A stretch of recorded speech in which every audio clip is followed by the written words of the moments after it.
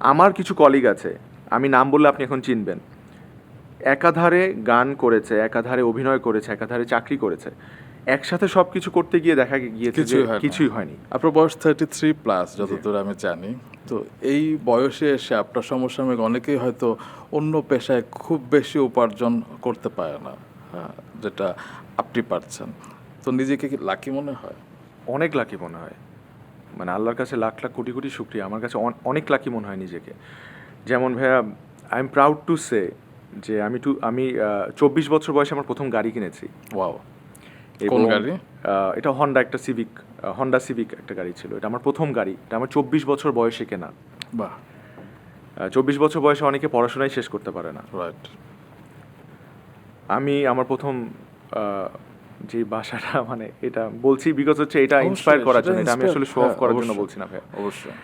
আমার প্রথম বাসা আমি কিনেছি হচ্ছে আমার যখন বয়স হচ্ছে 31। তো 31 বয়সে আমি আমার প্রথম বাসা কিনেছি। সো আমি এটা কেন বলছি, বিকজ হচ্ছে যে আমি নিজেকে লাকি ফিল করি এবং আমি কষ্টটা করেছি। আমার কাছে মনে হয় আমার মতো যারা আছে তাদের সবার কষ্টটা করা উচিত। এবং অধ্যাবসায় বা এই ডেডিকেশনটা যদি না থাকে কাজের প্রতি, সে কখনো সাকসেসফুল হতে পারবে না।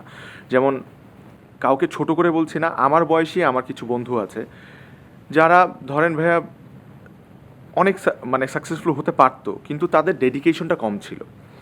আমার কিছু কলিগ আছে, আমি নাম বললে আপনি এখন চিনবেন, একাধারে গান করেছে, একাধারে অভিনয় করেছে, একাধারে চাকরি করেছে, একসাথে সব কিছু করতে গিয়ে দেখা গিয়েছে যে কিছুই হয়নি, এরকমও আছে। Jack of trades master of none. Exactly.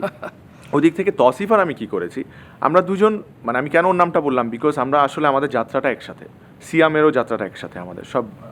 তো এই কারণে আমরা তিনজন যেটা করেছি সেটা হচ্ছে আমরা অ্যাক্টিং ছাড়া অন্য কোনো দিকে মনোযোগ দিইনি। তারা হয়তো বা খুব রিসেন্টলি তাদের সাইড বিজনেস হোক বা কিছু নতুন বিজনেস শুরু করেছে, কিন্তু সেখানেও কিন্তু তাদের ডেডিকেশন আছে বা তাদের ইনভলভনেস আছে হচ্ছে মার্কেটিং লেভেলে। কিন্তু মেইন কিন্তু যেটা আমাদের সেটা হচ্ছে অ্যাক্টিং। এইটা কিন্তু আমরা ঠিক রেখেছি, এইটা কিন্তু আমরা কোনো হেরফের করতে দিই নাই। সো এটা আমি বলবো যে মানে অবশ্যই।